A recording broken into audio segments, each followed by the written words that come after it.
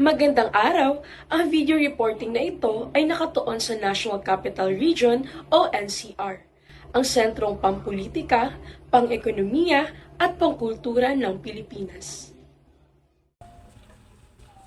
Sa ulat na ito, tatalakayin natin ang mga mahahalagang katangian ng NCR, kabilang ang mga lungsod at munisipalidad na bumubuo rito, ang mga pangunahing industriya at ang papel nito sa pang-araw-araw na buhay ng mga Pilipino. Layunin ng video na ito na magbigay ng malinaw at makahulugang kaalaman upang mas maunawaan ang kahalagahan ng NCR sa pag-unlad ng bansa. Ang National Capital Region o NCR ay kilala din bilang Metro Manila o Kalakhang Maynila.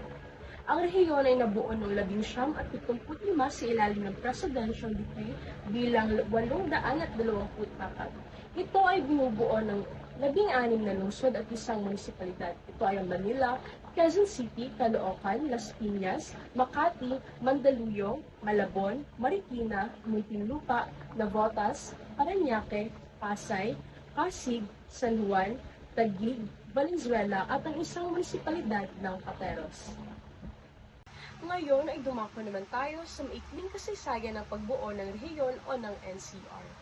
Bago ang pananakop ng mga Espanyol noong 15 at 65, ang lugar na kilala ngayon bilang National Capital Region ay hindi iisang entidad kundi binubuo ng iba't ibang barangay na pinamumunuan ni Raja Sulaiman, Raja Matanda at Lakandula. Nung dumating ang mga Espanyol, ang Manila ang isa sa mga pook na labis nilang pinagyaman. Noong Hunyo 24, 1571, idiniklara ni Miguel Lopez de Legazpi ang Manila bilang kabisera ng Pilipinas. Sa panahon ng mga Hapon, ang ikalawang digmaang pandaigdig ang pinakamadaling na bahagi ng kasaysayan ng rehiyon ng NCR. Upang mapadali ang administrasyon, binuo ng mga Hapones ang Greater Manila noong 1942. Sa pagkilala sa NCR bilang isang rehiyon noong 1975 hanggang kasalukuyan, matapos ang digmaan, mabilis na lumaki ang populasyon at ekonomiya ng bayan sa paligid ng Manila. Binubuo ang NCR ng 16 na mga lungsod at isang munisipalidad na Pateros. Sa ilalim ng Presidential Decree No. 824 noong Nobyembre 7, 1975, opisyal na itinatag ni Pangulong Ferdinand Marcos Sr. ang Metropolitan Manila at ang Metropolitan Manila Commission o MMC. Bakit nga ba tinawag ang rehiyon bilang National Capital Region? Dahil ang Maynila ang opisyal na kabisera ng bansa at ang sentro ng gobyerno. Tinatawag itong National Capital Region upang itangi ito bilang sentro ng pambansang kapangyarihan at ekonomiya. Huwag na tayong magpaligoy-ligoy pa, dumako na agad tayo sa geopolitical at demografiya ng NCR.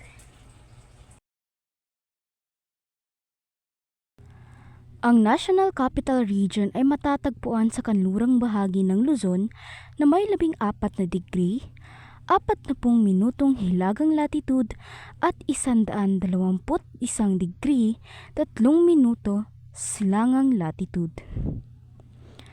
Kung saan ay nasa hilagang banda ang Bulacan, sa silangang banda ang Rizal, sa timog silangan ang lawa ng Laguna, sa timog kanluran ang Cavite, sa kanluran ang Maynila, sa kanluran at silangan ang Ilog Pasig na hinahati ang Kalakhang Maynila. Alam niyo ba na ang NCR ang pinakamaliit sa mga rehiyon ng Pilipinas na may lawak na 636 na kilometrong parisukat? Tinatantsyang may 0.2% ng kabuuang lupain sa Pilipinas. Ang NCR ay binubuo ng 16 na lungsod: Maynila, Mandaluyong, Marikina, Pasig, Quezon, San Juan, Caloocan, Malabon, Navotas, Valenzuela, Las Piñas, Makati, Muntinlupa, Parañaque, Pasay, at Taguig. Meron naman itong isang munisipalidad na tinatawag nating Pateros.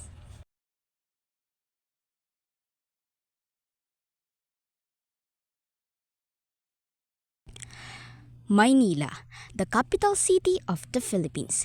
Ang lungsod ng Maynila ay matatagpuan sa baybayin ng Looc ng Maynila, kanlurang bahagi ng pambansang punong rehiyon na matatagpuan sa kanlurang bahagi ng Luzon. Pangalawa sa pinakamataong lungsod ng Pilipinas ang Maynila na may humigit kumulang na 25 kwadro ng kilometro. Mandaluyong, the Tiger City. Binansagan ang lungsod ng Mandaluyong bilang sawang lungsod ng Pilipinas, puso ng Kalakhang Maynila, at isang kabesera ng mga matitinong gobyernong di nagsasalubong sa Pilipinas. Matatagpuan ang lungsod na ito sa puso ng Kalakhang Maynila. May lawak na humigit kumulang 10 kwadro ng kilometro at binubuo ng 27 barangay. Marikina, the shoe capital of the Philippines. Kilala ang lungsod ng Marikina bilang sentro o kabisera ng sapatos sa Pilipinas. Matatagpuan ang lungsod sa pulo ng Luzon, sa silangan hanggang sa Kalakhang, Maynila. May lawak na humigit kumulang 22 kwadro ng kilometro, binubuo ng 16 na mga barangay. Pasig, the Green City. Ang lungsod ng Pasig ay dating kabisera ng lalawigan ng Rizal na matatagpuan sa silangan hanggang sa Kalakhang, Maynila. Mayroon itong lawak ng humigit kumulang 49 na kwadro ng kilometro at binubuo ng 30 mga barangay. Quezon, the City of New Horizons.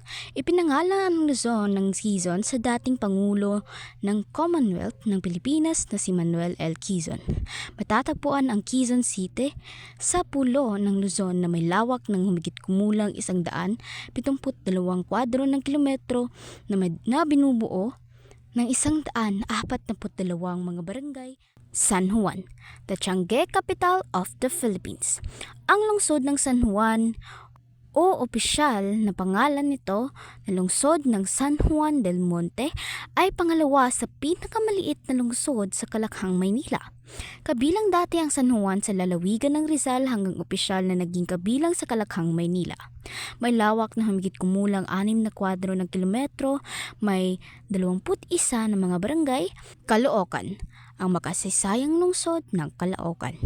Nagmula sa salitang ugat na look o Calooc-Loocan na ang ibig sabihin ay pinakaloob ng lugar.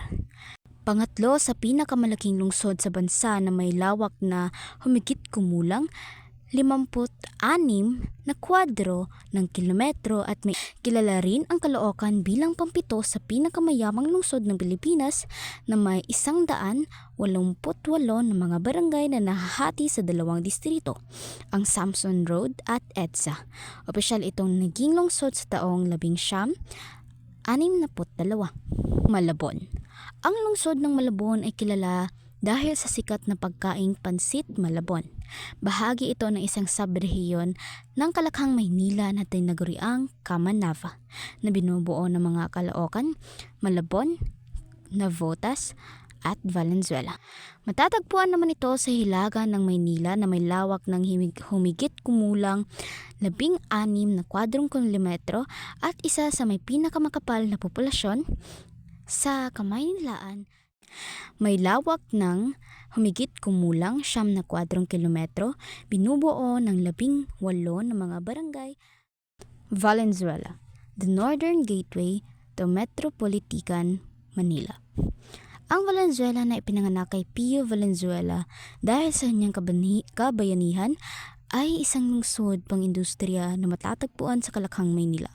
Ito ay sentro ng natural na mga kalamidad dahil sa mababang lokasyon nito at daanan rin ng Tulyahan River na madalas umaapaw sa kahit konting ulan. May lawak ito ng 47 na kwadrong kilometro at binubuo ng 33 na mga barangay. Las Piñas.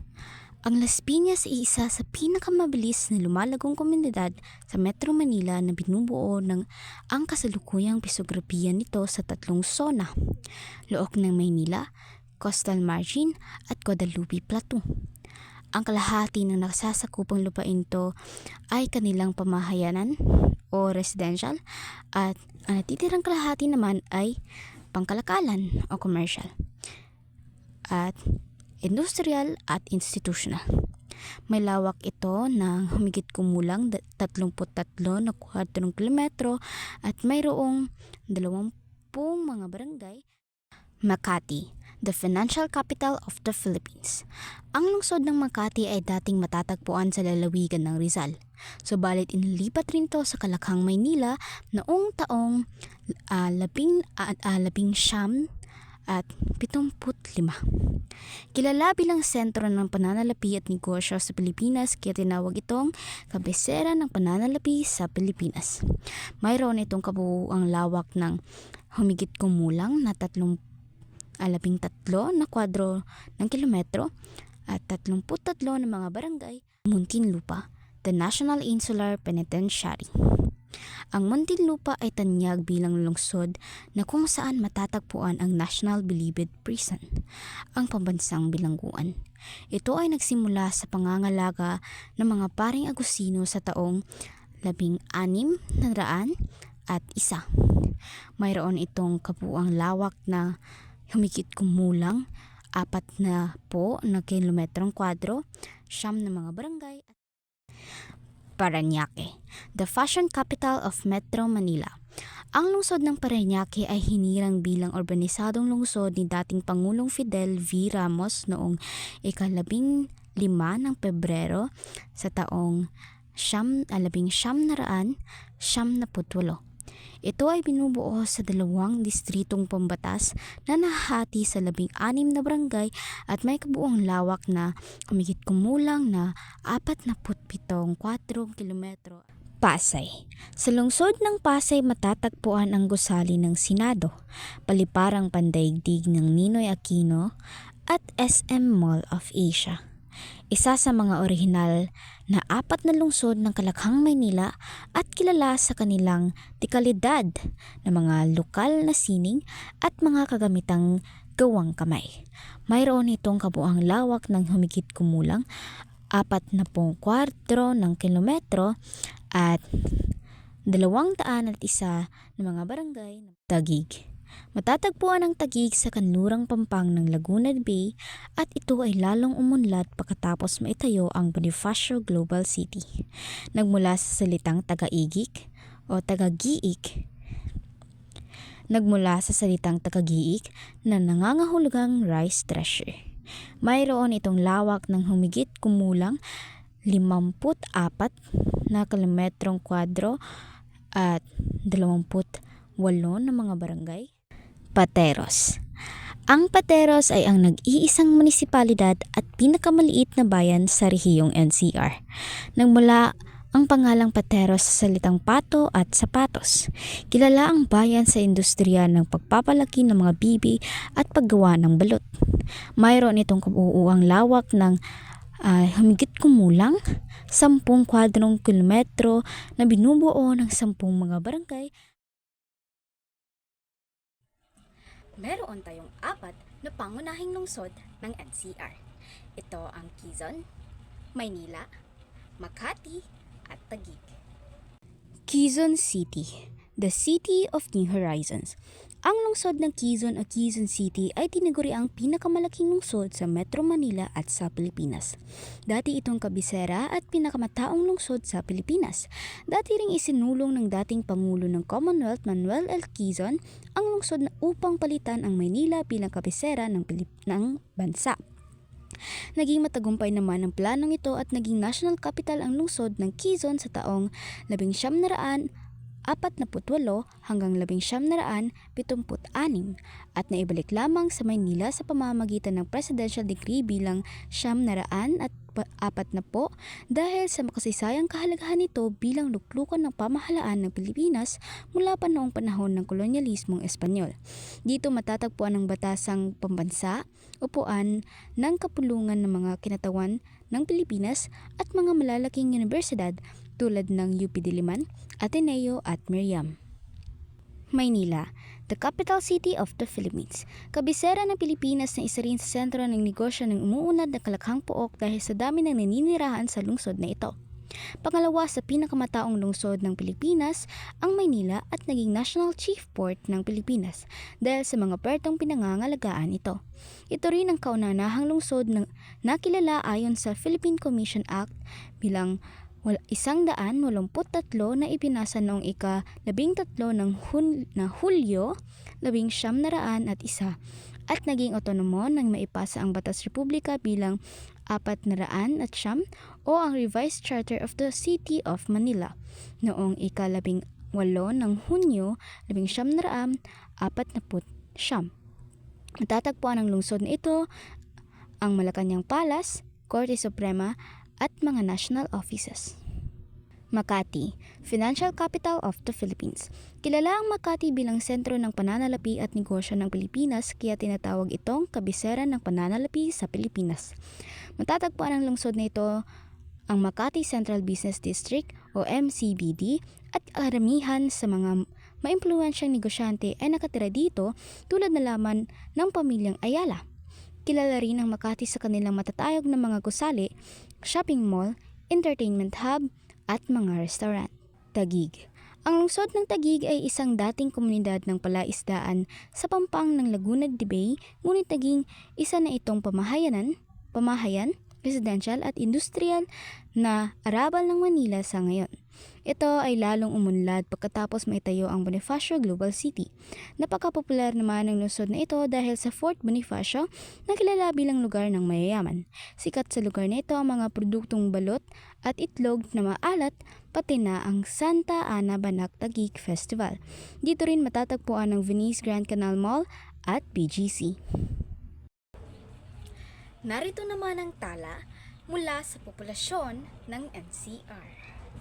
Ayon sa census ng 2024, nangunguna ang lungsod ng Quezon sa may pinakamaraming populasyon na may bilang na 3,084,270.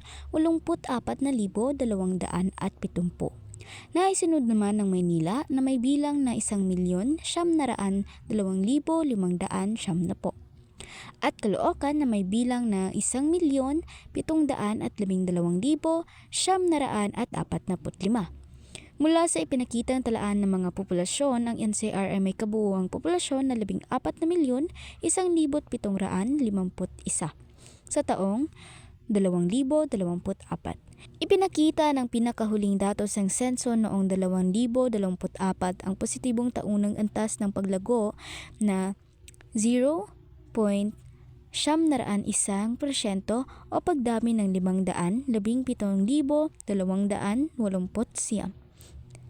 Mula sa dating populasyon na 13,484,482. Ito ay noong 2020. Ngayon ay dumako naman tayo sa wika at kultura ng rehiyon. Sa Metro Manila, ang pangunahin nilang wikang ginagamit ay Filipino na nakabase sa Tagalog. Gayunpaman, ito ay mas mabilis at puno ng kolokyalismo at bukas sa panghihiram ng salita tulad ng English at Spanish. Samantalang sa bahagi naman ng Eastern Manila na sumasaklaw sa mga lugar gaya ng Pasig, Marikina, Mandaluyong at San Juan, dahil sa pagiging bahagi ng Metro Manila ay malawakang ginagamit rin ang wikang Filipino at Tagalog bilang pangunahing wika. At dahil nga sa nabanggit na halo-halong sakop ng mga syudad sa loob ng rehiyon ng NCR sa paglipas ng panahon, ay nagresulta ito ng pagkakaroon ng hybrid na wika, na kung saan ay nangahaluan at nababahiran na ng ibang diyalekto ang common na wika ng NCR na Filipino, Tagalog, English. Ngunit ngayon ay mayroon na ring umuusbong na diyalekto mula sa naturang rehiyon, tulad na lamang na ang Kapampangan, Bicolano at Ilocano at marami pang iba.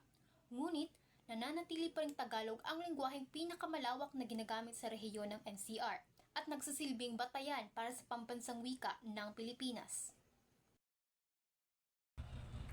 Sunod ay ang topografiya at klima ng National Capital Region.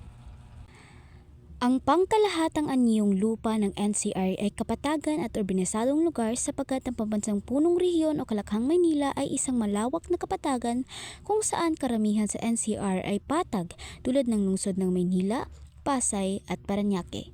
Ito rin ay isang mabisadong lugar dahil ito ang puso ng ekonomiya, pamahalaan at transportasyon kaya marami na ang lupang patag na naging urban area.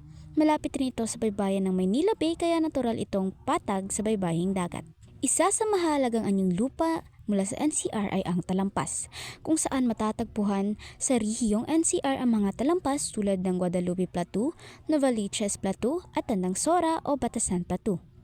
Makikita naman sa NCR ang lambak na Marikina Valley na matatagpuan sa silangang bahagi malapit sa Marikina, Quezon City at Pasig. Nasa rehiyon ng NCR naman makikita ang mga ilog na Tulyahan River, Ilog Pasig at Ilog ng Marikina. At isa sa mahalagang anyong tubig ng NCR ay ang Manila Bay at Laguna de Bay. Ang bandang NCR ay mayroong Type 1 na ibig sabihin ay nakararanas ng dalawang panahon ang lugar, tag-init at tag-ulan. Tag-init mula Nobyembre hanggang Abril, tag-ulan naman sa mga natitirang bahagi ng taon at ang labis na tag-ulan ay Hulyo hanggang Setyembre. Ngayon ay ating alamin ang ekonomiya at kabuhayan ng mga mamamayan sa NCR. Sa sektor ng agrikultura, limitado ang mga pook ng mga pang-agrikultura sa NCR dahil ito ay urbanisado at puno ng mga gusali at establishmento. Sa sektor naman ng industriya, maganda pagtayuan ng mga matataas na gusali na maaaring maging lungsuran ng iba't ibang industriya at gawing sentro ng kalakalan. Sa sektor ng serbisyo naman, ang sektor na ito ang nagsisilbing pangunahing tagapagbigay ng trabaho sa malaking bahagi ng mga manggagawa sa Metro Manila. Sinasaklaw nito ang malawak na hanay ng mga hanapbuhay mula sa mga lisensyadong profesional hanggang sa mga kabilang sa industriya ng serbisyo at logistika, na siyang nagsisilbing pangunahing pagkukunan ng kita ng milyong-milyong pamilya mula sa NCR. Sa pangunahing produkto naman mula sa NCR sa sektor ng agrikultura ay mayroon lamang limitadong urban gardening at maliliit na taniman, halimbawa na riyan ay ang gulay sa bakuran o sa komunidad, dahil na rin ang lugar ay hindi para sa agrikultura at ito ay urbanisado. Ito ang ilan sa mga pangunahing produkto mula sa industrial na sektor sa NCR. Kabilang rito ang printing industry mula sa Manila, ang mga bangko at korporasyon na ang Makati City ang nangunguna, ang entertainment industry mula sa Quezon City, mga motor dealer and parts mula sa Caloocan, ang Green Hills na isa sa sikat na mga bilihan sa NCR na mula sa San Juan, ang salt industry mula sa Las Piñas, ang sentro ng transportasyon dito sa Pilipinas ay mula sa Pasay, habang ang mga healthcare industry ay sikat sa Mandaluyong City. Narito naman ang ilan sa mga sikat na produkto mula sa paggawa sa rehiyon ng NCR. Kabilang na dito ang mga sapatos mula sa Marikina City, ang balut mula sa Pateros, ang alfombra, ang pansit Malabon na mula sa Malabon, ang inutak, ang mga CBO products, ang mga RFM products at ibang pang mga food processing products na mula sa rehiyon ng NCR. Ang pangunahing hanapbuhay naman ng mga tao mula sa NCR ay mga serbisyo katulad na lamang ng call centers or BPO industry, retail, transportation at turismo. Meron din sa industriya at sa mga negosyo, pamahalaan at mga pribadong tanggapan, profesional na sektor katulad na lamang ng mga guro, mga doktor, mga inhenyero, mga artista at iba pa. Ngayon ay dumako naman tayo sa mga likas na yaman kung saan kabilang dito ang mga yamang lupa, yamang tubig, yamang mineral, yamang gubat, pati na rin ang mga isyu sa kapaligiran ng naturang rehiyon. Sa yamang lupa, kabilang dito ang kapatagan ng Maynila. Ito ay isang malawak, patag at mababang lupain na matatagpuan sa baybayin ng Looc ng Maynila. Ito ay may mainit at mahalumigmig na klima na nagsisilbing sentro ng komersyo at kalakalan sa rehiyon. Pangalawa ay ang kapatagan ng Pateros. Ito ang lupain na angkop ang pagiging sentro ng kalakalan at kultura ng balot. Sunod ay ang Parañaque, kung saan ito ang pangunahing binubuo ng mga kapatagan o flatlands at ang mga lugar dito ay malapit sa baybayin ng bahagi na balawak ng kapatagan ng Maynila. At bilang isang highly urbanized na lungsod, ang yamang lupa nito ay ginagamit para sa komersyo, tirahan at mga paliparan tulad ng NAIA. Habang sa yamang lupa naman ng Muntinlupa, ito ay mailalarawan bilang isang estratehikong kombinasyon ng maburol na lumpain o rolling hills sa kanluran at mga patag na bahagi sa silangan na malapit sa Laguna de Bay. Ang lupain nito ay magsisilbing mahalagang gateway na nag-uugnay sa Metro Manila at sa mga lalawigan ng Calabarzon, kung saan ang dating mga agricultural na lote ay nalinang na ngayon bilang mga sentro ng industriya at urbanisadong komunidad. Sa lambak ng Marikina naman, ito ay isang mahababang lugar na napapaligiran ng mga bundok ng Sierra Madre at Antipolo sa silangan, ang mga burol ng Quezon City sa kanluran, at sa gitna nito dumadalon ang mga ilog ng Marikina na siyang pangunahing sanga ng ilog Pasig. Ang lugar na ito ay bahagi ng isang malaking sistema ng palya o fault system. At ang panghuli sa yamang lupa ay ang talampas ng Guadalupe, kung saan ito ay isang mataas na bahagi ng lupa o talampas sa hilangang-silangang bahagi ng lungsod ng Quezon sa Metro Manila. Ito ay matatagpuan sa pagitan ng mababang lupain sa Manila o Timog Kanluran at ng lambak ng Marikina sa silangan, na nagsisilbing natural na dibisyon sa topografiya ng rehiyon. Ngayon ay dumako naman tayo sa yamang tubig, kung sa loob ng Maynila, ito ay isang estratehikong likas na daungan ng kanlurang Luzon na nagsisilbing pangunahing pintuan para sa kalakalan at ekonomiya. Ito ay napapaligiran ng Metro Manila, Cavite, Bulacan, Pampanga at Bataan. Habang sa ilog Pasig naman, ito ay isang ilog sa Pilipinas na dumadaloy mula sa Laguna de Bay sa pamamagitan ng Kanal ng Dapindan patungong Luok ng Maynila o Manila Bay. Ang ilog ng Marikina at ilog ng San Juan ang pangunahing mga sanga nito. Sa ilog Marikina naman, ito ay isang mahalagang sanga ng ilog Pasig na dumadaloy sa silangang bahagi ng Kalakhang, Maynila, partikular na sa lungsod ng Marikina. Nagsisimula ito sa bulubundukin ng Sierra Madre, sa Rodriguez, sa Rizal at nagsisilbing mahalagang katubigan na nagkokonekta sa mga bulubundukin at kapatagan ng Rizal at Metro Manila. Habang sa ilog Parañaque naman, isa itong mahalagang anyong tubig na matatagpuan sa Metro Manila na dumadaloy sa mga lungsod ng Pasay at Parañaque. At ang panghuli sa yamang tubig ay ang lawa ng Laguna o Laguna de Bay. Ito ang pinakamalaking lawa sa Pilipinas at ikalawa sa Timog Silangang Asya na nagsisilbing pangunahing pinagkukunan ng isda, irigasyon at imbakan ng baha para sa Metro Manila. Dumako naman tayo sa yamang mineral. Sa apog at limestone, ito ay ang calcium carbonate. Sa NCR, ito ay karaniwang ginagamit bilang soil conditioner or agricultural lime para itama ang asim ng lupa, pampataba ng mga halaman at pagkontrol ng amoy ng mga poultry o farm. Sa buhangin at graba naman, ito ay ang pangunahing materyales para sa konstruksyon sa NCR na karaniwang kinukuha mula sa mga karatig lalawigan tulad ng Rizal, Bulacan at Pampanga dahil sa kawalan ng quarry site sa loob ng Metro Manila. Mahalaga ang mga ito para sa pagpapatayo ng mga gusali at infrastruktura. Sunod naman ay ang yamang gubat. Sa Lamesa Watershed, ang pinakamalaking natitirang kagubatan at watershed sa rehiyon ng LCR na nagsisilbing pangunahing imbakan ng tubig sa rehiyon.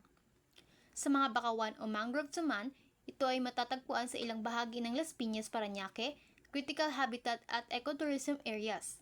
Mga issue sa kapaligiran. Sa polusyon ng tubig, ang mga ilog gaya ng Pasig River at Marikina River ay kontaminado na dahil sa mga industrial na basura, dumi mula sa mga tahanan at kulangan ng sewage treatment. Polusyon sa hangin naman, dahil nga sa mataas ng volume ng sasakyan at mga pabrika sa Maynila, ang kalidad ng hangin sa Metro Manila ay madalas na hindi na malusog o kumbaga polluted na siya. Sa solid waste management naman, sa sobrang basura na nilikha ng malalaking populasyon, ito ay nagdudulot ng pagbara ng mga kanal at drainage na nagpapalala sa pagbaha. Sunod ay ang pagkawala ng biodiversidad at urbanisasyon. Ang pagtayo ng mga infrastruktura na nagresulta sa pagkasira ng mga lokal na ekosistema at natural habitat ng mga hayop. At ang panghuli ay ang pagbaha at climate change.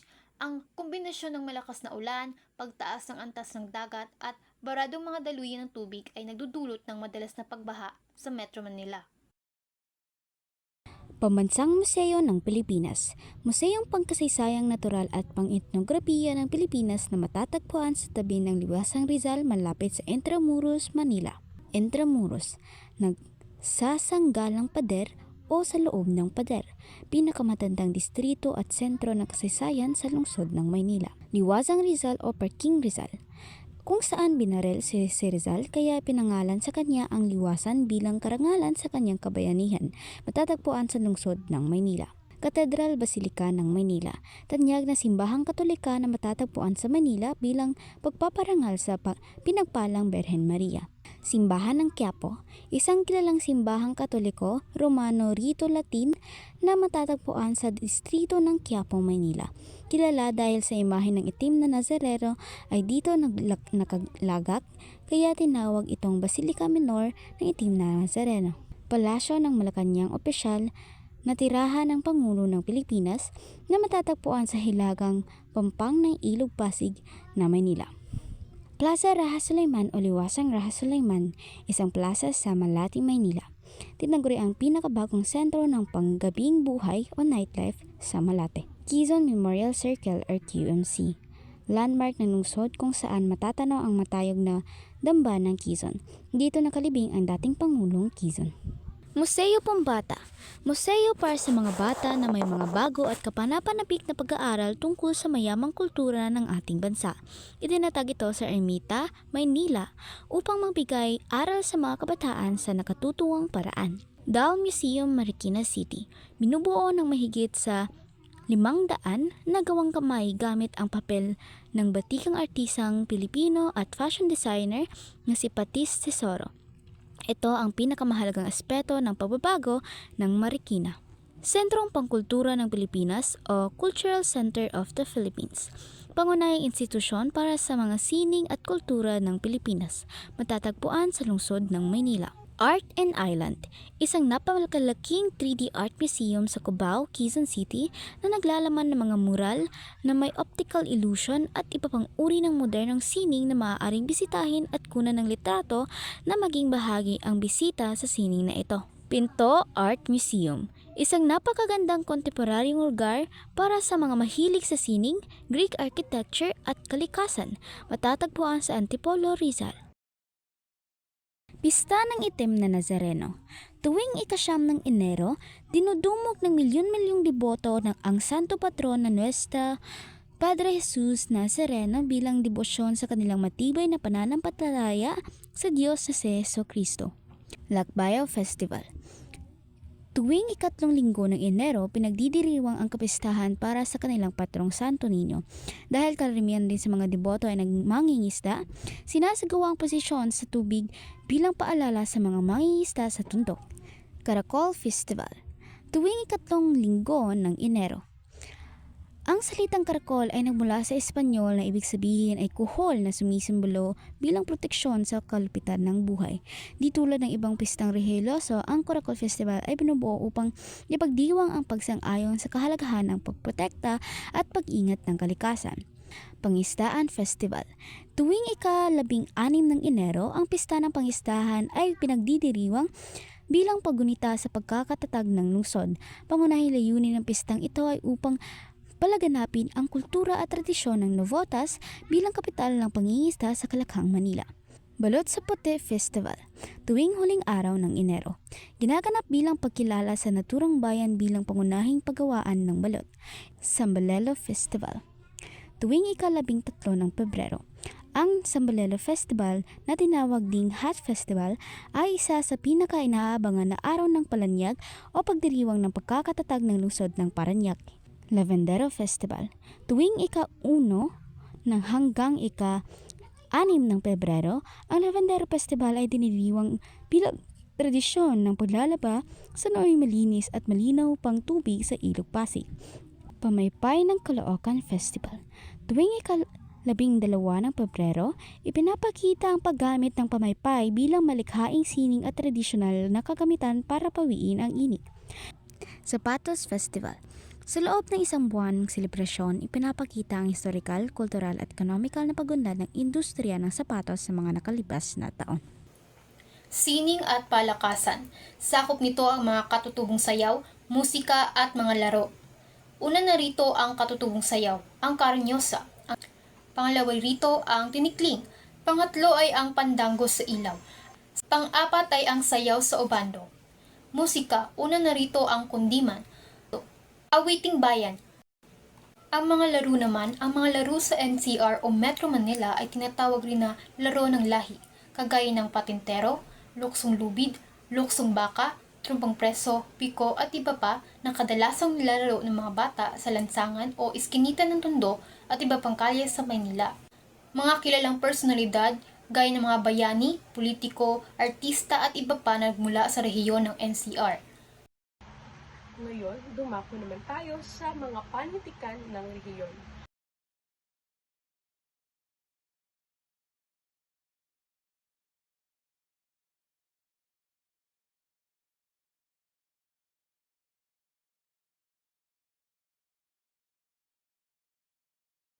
Ang kasalukuyang kalagayan at hamon ng rehiyon ng NCR.